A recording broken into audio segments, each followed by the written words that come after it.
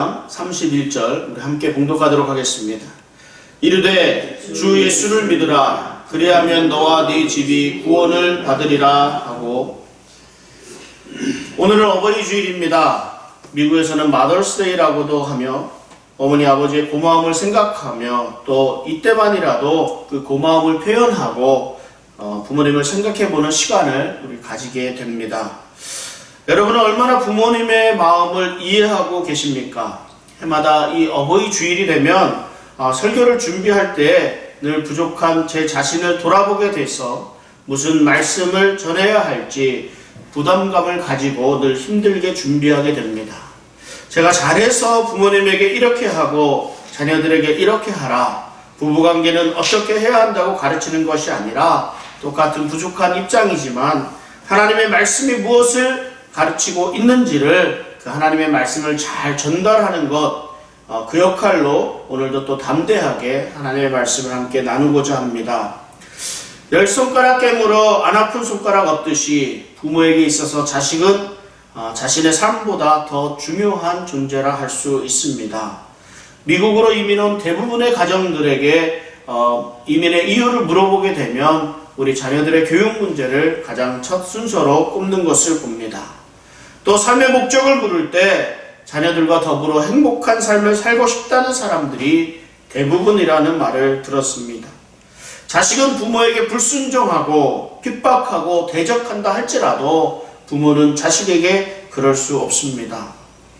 다윗이 하나님에게 합한 사람이었음에도 불구하고 다윗은 여러 가지 많은 약점을 가지고 있었습니다. 여러 부인들에게서 여러 아이들을 낳았는데 그만큼 문제도 많았습니다. 다윗의 사랑을 듬뿍 받고 자란 아들이 있었습니다. 압살롬이었습니다. 압살롬은 머리에서 발끝까지 흠잡을 것 없는 아름다운 용모를 가지고 있기도 했습니다. 그러나 이 압살롬은 왕이 될 욕망을 가슴에 품고 있었습니다. 아버지 다윗은 이 사실을 모르고 아름다운 용모를 가진 이 압살롬에게 듬뿍 사랑을 쏟아 부었습니다. 압살롬은 기회가 있는 대로 아버지 다윗 왕보다 더 인정받기를 원하고 백성들의 인심을 얻기 위해서 많은 친절을 베풀기도 했습니다. 이제 때가 돼서 어느 날 헤브론 지방으로 자신의 거처를 옮기면서 왕이 될 궁리를 하던 중에 때가 돼서 군대를 일으키고 예루살렘으로 쳐 들어가게 되었습니다. 이 사실을 미리 알게 된 다윗 왕이 크게 놀라고 고민했습니다. 그렇게 사랑하던 압살롬이 모반을 하리라고는 꿈에도 생각하지 못했기 때문입니다. 다윗은 압살롬이 모반에 성공한다고 하더라도 하나님이 큰 재앙을 내리실 것이라 생각했습니다. 또 싸움으로 인해서 예루살렘이 파괴되는 그것 또한 다윗은 원하지 않았습니다. 그래서 다윗이 예루살렘을 급하게 떠나가는데 모든 식구들을 데리고 기드론 시내를 건너서 광야에서 다시 모였습니다. 그 마음이 얼마나 아팠는지 감난산에 올라가 압살롬의 배신을 생각하며 한없이 울 수밖에 없었다고 합니다. 같은 시간 압살롬은 텅 빈 예루살렘에 무혈 입성했습니다. 그리고 아버지 다윗을 찾아내려고 혈안이 되었습니다. 다윗은 마음을 가라앉히고 침착하게 자신의 군대를 모으고 세 부대를 나누어서 전투 경험이 많은 요압과 아비새와 이때를 지휘관으로 세우고 전쟁을 준비하면서 또 출정하려고 나아가는 이들 장군들에게 아들 압살롬에게는 좀 너그럽게 대해달라고까지 부탁을 하기도 했습니다. 양쪽 군대가 에브라임 계곡에서 정면 충돌하였습니다. 압살롬의 군대는 경험이 많은 다윗의 군대를 당할 수 없었습니다. 압살롬이 노새를 타고 도망하다가 압살롬의 트레이드마크가 있거든요. 이 긴 머리카락. 그 긴 머리카락이 나뭇가지에 걸려 매달리게 되었습니다. 이 소식을 들은 요압이 다윗의 부탁이 있었음에도 불구하고 압살롬을 죽여버렸습니다. 다윗은 전쟁에서 이겼다는 승리의 소식보다 아들 압살롬의 죽음의 소식을 듣고 더 크게 통곡하였습니다. 예루살렘으로 돌아왔으나 여러 날 동안 얼굴을 가리우고 울 수밖에 없었습니다. 다윗은 자신이 가장 사랑했던 아들 압살롬이 자신을 대적하고 자신을 죽이려고 했지만 그래도 자식은 자식이었습니다. 그가 죽었으나 다윗에게 이보다 더 슬픈 일은 없었을 것입니다. 부모의 마음이 이렇다, 부모의 마음은 저렇다 하는 그런 이야기들이 정말 수없이 많습니다. 생선 몸통은 언제나 자식들의 몫이었고 생선 대가리는 어머니의 차지였습니다. 어렸을 때는 정말 생선 대가리가 맛있는 줄 알았다는 이런 이야기들도 있습니다. 대중가요 가운데 이 어머님께라는 노래가 있습니다. 어머니는 짜장면이 싫다고 하셨지라는 그런 노래를 들으면서 어린 시절 힘들게 사셨던 어머니의 모습, 아버지의 모습을 떠올리며 눈시울을 붉히기도 했습니다. 이제 자식들이 다 자라가 어른이 되어가는 모습을 보면서야 우리 부모님의 마음을 조금이라도 이해할 수 있게 되었다고 말할 수 있을 것 같습니다. 그래도 여전히 자식은 자식입니다. 부모의 마음을 얼마나 이해할 수 있겠습니까? 사랑하는 자식 여럿을 먼저 보내는 아픔을 겪었던 이 다윗은 자신의 뒤를 이어 왕이 된 솔로몬에게 인생의 가장 중요한 것이 무엇인지, 왕으로서 가장 중요한 것이 무엇인지를 분명하게 가르쳐 주었습니다. 하나님의 말씀을 잘 따르고 순종할 것을 권면하였습니다. 자식을 사랑하는 만큼 우리는 가장 중요한 것을 가르쳐 줄 수 있어야 합니다. 사랑하는 남편, 아내를 위해서 내가 줄 수 있는 것이 무엇이겠습니까? 사랑하는 부모님에게 해드릴 수 있는 가장 큰 효가 무엇이겠습니까? 언젠가 어느 사모님이 자신은 도저히 예수님을 믿지 못하겠다는 말을 제게 합니다. 무슨 이유로 그렇게 생각하느냐고 물으니까 당신의 아버지가 1년 전에 돌아가셨는데 예수님을 모르고 돌아가셨다고 합니다. 교회에 나와서 성경 공부를 하다 보니까 아버지는 천국에 도저히 갈 수가 없겠다는 생각이 들면서 나만 예수 믿고 천국에 갈 수 있겠느냐고 말을 합니다. 네 자신만이라도 예수님 믿고 구원받는 것이 아버지 또한 기뻐하시는 일일 것이라고 권면을 했지만 받아들이지를 못합니다. 때가 되지 않은 것이라 생각하고 계속 믿음이 생겨날 수 있도록 기도했습니다. 바울과 실라가 선교여행을 떠났습니다. 빌립보에서 기도하는 곳으로 가던 중 우리 정치는 귀신 들린 여종 하나를 만났습니다. 그런데 귀신들도 하나님의 사람을 알아보았습니다. 이 귀신 들린 여종이 바울과 실라를 따라다니며 이 사람들은 지극히 높은 하나님의 종으로서 구원의 길을 너희에게 전하는 자라 라며 소리를 질렀습니다. 한 번만 그런 것이 아니라 여러 날을 따라다니면서 귀찮게 소리를 지르니까 바울이 심히 괴로워서 그 여종의 몸에서 귀신을 내어 쫓았습니다. 문제는 이 여종이 점을 치는 데 있어서 주인이 여럿이었고 이들에게 큰 이익을 주고 있었다는 것입니다. 바울이 귀신을 쫓아내었기 때문에 더 이상 돈을 벌지 못하게 되었습니다. 이 여종의 주인들이 바울과 실라를 붙잡아 고발하였고 이 바울과 실라가 깊은 옥에 갇히게 되었습니다. 바울과 실라는 이곳에서 한밤중까지 기도하고 하나님을 찬송했습니다. 이때 큰 지진이 나서 감옥이 흔들리고 감옥의 문이 열리고 모든 사람들의 매인 것이 다 벗어졌습니다. 간수가 자다가 깨어서 옥문이 열린 것을 보고 죄수들이 다 도망한 듯하여 자결을 하려고 하는 것을 이 바울이 막았고 결국 이 간수가 바울과 실라 앞에 엎드리며 어떻게 해야 구원을 얻을 것인가 물었습니다. 이때 바울의 대답이 주 예수를 믿으라. 그리하면 너와 내 집이 구원을 받으리라 하는 말씀입니다.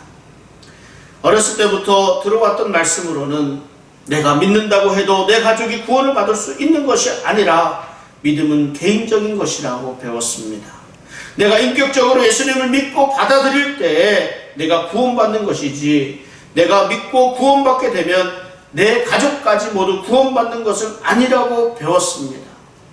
그러다 보니 아버님 천국에 못 가신 우리 아버지 때문에 나 혼자 천국에 갈 수 없다는 이런 자매의 마음까지도 이해가 되기도 합니다. 그런데 바울이 이 주 예수를 믿으라 그리하면 너와 내 집이 구원을 받으리라 말씀합니다. 도대체 무슨 말씀인지 알 수가 없었습니다. 이 한 구절 가지고만은 혼란스러울 수밖에 없습니다. 그러나 이 일 이후에 이를 누가가 기록하고 있는데 바울이 주의 말씀을 그 사람과 그 집에 있는 모든 사람에게 전하더라 라고 말씀하고 있습니다. 간수를 구원한 것은 간수의 믿음이었고 그 한 간수의 온 집, 가족과 종들의 구원은 한 사람 한 사람이 믿음 안에서 예수님께 나와서 간수가 믿었던 것처럼 동일하게 믿었기 때문에 온 가족이 구원을 받게 되었습니다. 자결하려 했던 간수의 마음은 절박했을 것입니다. 그러나 자결해야 할 이유가 사라지고 그 중심에 하나님의 사람 바울과 실라가 있었습니다. 이들 앞에서 어떻게 하여야 구원을 받으리까 하고 물었는데 정말 중요한 것이 무엇인지를 알게 되었습니다. 주 예수를 믿으라. 우리 인생에 이 말씀만큼 중요한 구절이 없습니다. 구원의 길은 오직 우리 주 예수 그리스도에게만 있습니다. 예수님을 믿음으로만 구원을 받을 수 있습니다. 그런데 바울에 이어지는 이 말씀이 늘 제게 깊은 도전을 줍니다. 그리하면 너와 네 집이 구원을 받으리라 하는 말씀이었습니다. 하나님이 이 땅에 가정을 세워주셨습니다. 온전히 하나님의 말씀에 순종하는 가정이라면 그 가정의 가장은 아버지가 되는 것이 맞습니다. 아버지는 그 가정을 믿음으로 잘 양육할 수 있어야 합니다. 왜냐하면 모든 가정의 모든 일의 시작은 예수 그리스도를 믿음으로부터 시작할 수 있기 때문에 그렇습니다. 남편에게 죽게 되어야 해야 하며 아내에게도 그리스도가 교회를 사랑함 같이 해야 한다고 말씀합니다. 이 가정의 가장은 아버지가 맞습니다. 하나님이 우리에게 주신 질서입니다. 그러나 우리 가정의 영적 가장은 꼭 아버지라고 할 수 없습니다. 그 가정 안에 가장 먼저 예수님을 믿은 사람이 영적 가장으로 그 가정을 그리스도의 품으로 이끌어야 하는 그 책임이 있습니다. 어떻게 하면 부모님께 효도하며 자녀들을 잘 양육할 수 있겠습니까? 어떻게 하면 사랑하는 남편 혹은 사랑하는 아내와 함께 행복하게 사랑하며 살아갈 수 있겠습니까? 예수님을 믿어야 합니다. 그리고 나로 인해 온 집 식구들이 구원을 받을 수 있도록 잘 이끌어 주어야 합니다. 영적 가장으로 내가 해야 하는 일들입니다. 5월 가정의 달이 되면 이런 가정이 되게 하소서 하며 믿음의 가정으로 살아가야 한다는 말씀을 드리게 됩니다. 그런데 이 믿음의 가정이라고 하는 많은 기독교인들 가정 가운데에도 아픔이 있고 시기와 다툼이 있고 가정 불화가 생겨나고 결국 이혼에 이르기까지 가정이 무너지는 것을 많이 보게 됩니다. 무엇 때문이겠습니까? 예수님을 제대로 믿지 않기 때문입니다. 예수님을 믿는다는 것은 즉각적인 말씀에 대한 순종에 따라야 합니다. 진정한 그리스도인, 참 그리스도인으로 서기 위해서는 하나님의 말씀에 대한 순종의 자세가 먼저 이루어져야 합니다. 바울과 신라에게 그 구원의 길을 전해들은 이 한 간수는 자신뿐만 아니라 자기 집의 가족과 종들까지도 함께하며 하나님의 말씀을 듣도록 했고 믿음으로 온 가족이 즉각 세례를 받기까지 하였습니다. 예수님을 믿으면 자신은 물론이고 가족 모두가 구원을 받게 됩니다. 하나님의 역사가 일어납니다. 가족의 구원을 놓고 기도하고 계시는 많은 분들이 있습니다. 오랜 시간 동안 가족 구원해달라고 기도하는데 기도에 응답이 없어서 너무 안타깝습니다. 그러면서 계속해서 기도 요청을 해 오십니다. 주일이 되면 온 가족이 함께 예배드리는 모습이 얼마나 아름다운지 모릅니다. 부모님에게 가장 큰 효, 자녀들에게 가장 중요한 가르침, 남편, 아내에게 주는 가장 큰 사랑은 예수 그리스도를 믿는 믿음을 전하는 것입니다. 나 한 사람이 우리 가정의 믿음의 통로로 모두에게 복음을 전할 수 있는 귀한 역사가 우리 여러 가정들에게 일어나게 되기를 주님의 이름으로 축원합니다. 아멘. 이 복음이 전해지는 과정에서 유대인의 벽을 허물고 이방인으로 복음을 전하게 되는 그 과정이 사도행전 10장에 기록되어 있습니다. 로마의 백부장 고넬료라는 사람이 본 환상, 그리고 베드로의 환상이 소개되면서 이방인에게로 복음이 전해지게 됩니다.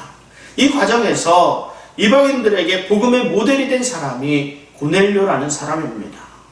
고넬료는 예루살렘에서 조금 떨어진 가이사랴 지역의 군대의 백부장이었습니다. 고넬료를 소개하는 누가의 설명이 놀랍습니다. 사도행전 10장 2절에 보면 그가 경건하여 온 집안과 더불어 하나님을 경외하며 백성을 많이 구제하고 하나님께 항상 기도하더니 말씀합니다. 고넬료를 소개하는데 경건한 사람이라고 소개합니다. 고넬료는 로마 군대의 백부장으로서 이스라엘 지역에 파견 나와 있었던 그 가운데 하나님을 알게 되었던 것 같습니다. 그리고 유대인들에게 경건한 사람이라는 소리를 듣습니다. 일반적으로 로마 군대의 장교들은 식민 지역에 파견 나와서 자신의 부를 위해서 식민지 백성들을 핍박하고 부를 축적하는 사람들이 대부분입니다. 그러나 고넬료는 경건한 사람이었으며 백성을 많이 구제하였다고 말씀하고 있습니다. 어떤 이유로 하나님을 알게 되었는지 알 수는 없지만 하나님을 믿고 하나님께 순종하며 기도하는 하나님의 사람이었습니다. 그리고 주목해야 할 문장이 이어집니다. 온 집안과 더불어 하나님을 경외하며 라는 문장입니다. 사도행전의 저자 누가는 고넬료 자신 한 사람만 경건한 사람이 아니라 고넬료와 온 집안 사람이 모두 하나님을 경외하며 하나님 중심으로 살아가는 가정이었음을 소개하고 있습니다. 이방으로 복음이 전파되는 첫 번째 사건에 등장하는 이 고넬료 한 사람뿐만 아니라 고넬료 가정 모두가 이방인의 본이 되기에 충분했다고 말씀하고 있습니다. 고넬료 가정의 삶의 모습을 통해 우리 가정의 영적 리더로서의 내 모습은 어떠해야 할지를 다시 한번 생각해 보게 됩니다. 고넬료 가정은 먼저 신앙과 삶이 일치된 모습을 보여주고 있습니다. 고넬료와 그 가정은 영적으로 균형 잡힌 신앙생활을 하고 있었음을 알 수 있습니다. 고넬료는 백성을 많이 구제하고 항상 기도하는 사람이었더라 라고 말씀하고 있습니다. 우리가 하나님의 말씀을 안다는 것은 정말 중요합니다. 하나님의 말씀을 묵상하고 또 연구하고 그 뜻을 정확히 이해할 때 우리가 하나님의 원하시는 삶의 방향을 바르게 잡아갈 수 있기 때문입니다. 그런데 하나님의 말씀을 아는 것 이상으로 중요한 것이 그 말씀대로 사는 것입니다. 고넬료는 기도만 한 것이 아닙니다. 고넬료는 착취의 대상일 수도 있는 이 식민지 사람들에게 아낌없이 베풀었습니다. 아마도 고넬료가 기도만 하는 사람이었다면 유대인들 그 가운데서 아무도 그 사람의 존재를 알 수 없었을 것입니다. 사람들이 고넬료를 경건한 사람이라 존경한 것은 그의 기도하는 삶뿐만 아니라 그의 구제하는 삶을 볼 수 있었기 때문입니다. 고넬료는 하나님의 말씀을 듣고 그 바른 길을 택했고 그 길을 걸어갔습니다. 내가 믿는 그 믿음대로 살아간다는 것이 결코 쉽지는 않습니다. 내 지식대로 산다는 것이 정말 어렵습니다. 내가 안다고 다 할 수 있는 것이 아니기 때문입니다. 그러나 내가 알고 있는 것, 내가 믿는 믿음 그대로 살아갈 때 그 삶에 힘이 있습니다. 그 삶에 영향력이 있습니다. 예수님을 믿는다는 것은 단순히 지식적으로 믿는다는 것을 의미하지만은 않습니다. 주 예수를 믿으라 라는 한 문장의 말이 결코 단순하지 않습니다. 믿으면 그 믿음 그대로 살아갈 수 있어야 합니다. 고넬료의 하나님의 말씀에 대한 순종의 삶은 하나님이 보여주신 환상에 그대로 순종하는 그 모습을 통해서 드러납니다. 하나님이 기도하는 중에 고넬료에게 하나님의 사자를 보내셨습니다. 하나님의 사자를 통해 욥바로 건너가서 베드로를 청하라는 말씀을 듣고 그대로 실행합니다. 고넬료는 베드로를 맞으며 겸손히 그 앞에 엎드립니다. 사회적 지위로 보면 식민지 백성 그 가운데 어부 출신의 베드로 앞에서 이 로마의 백부장이 엎드린다는 것은 있을 수 있는 상황이 아니었습니다. 그러나 고넬료는 하나님이 보내신 사람 앞에 겸손한 모습으로 대합니다.